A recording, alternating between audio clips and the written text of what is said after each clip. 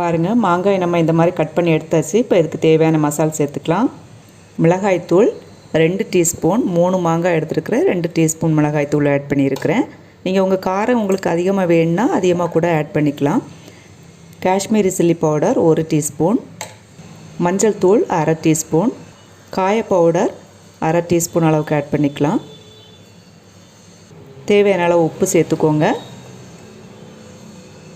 இதில் இப்போ நம்ம சேர்க்க போகிற முக்கியமான பொருள் கடுகு பொடியும் வெந்தய பொடியும் தான். நான் ரெண்டுமே வறுத்து பொடிச்சு வச்சுருக்கிறேன். வெந்தயத்தூள், வெந்தய பொடி 1 டீஸ்பூன் அளவுக்கு ஆட் பண்ணியிருக்கிறேன். கடுகு 1 டீஸ்பூன் அளவுக்கு ஆட் பண்ணியிருக்கிறோம். வெந்தயத்தூள்லாம் உடம்புக்கு நல்லதுங்க, வயிற்றுக்கும் நல்லது, கசப்பு தன்மையெல்லாம் அடிக்காது.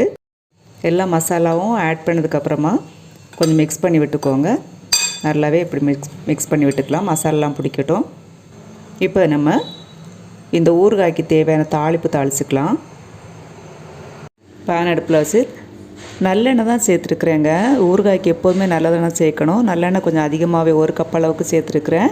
ஏன்னா ஊறுகாய் நம்ம பாட்டிலில் வைக்கும்போது நல்லெண்ணெய் மேலே மிதந்துட்டு இருக்கணும். அப்போ தான் ஊறுகாய் கெட்டு போகாது. எண்ணெய் காய்ச்சதும் கடுகு வெடிச்சதும் வெந்தயம் 1/2 டீஸ்பூன்.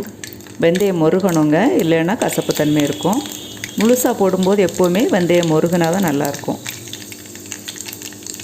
அடுத்ததாக வரமிளகாய், கறிவேப்பிலை. வரமிளகாய் ஒரு 5 வரமிளகாய் எடுத்து வச்சுட்டு கறிவேப்பிலை கொஞ்சம்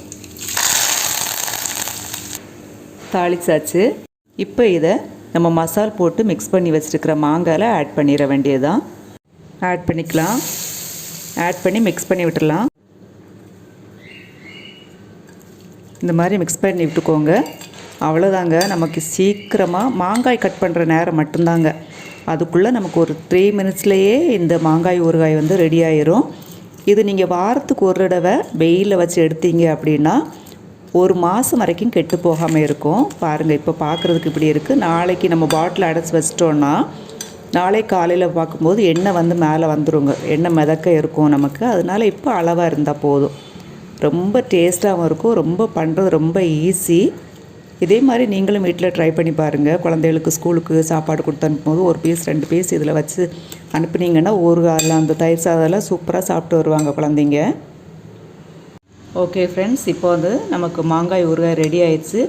உங்கள் வீட்லேயும் மாங்காய் இருந்துச்சுன்னா இந்த மாதிரி ட்ரை பண்ணி பாருங்கள். பார்த்துட்டு எப்படி இருந்துச்சுன்னு எனக்கு கமெண்ட் பண்ணுங்கள்.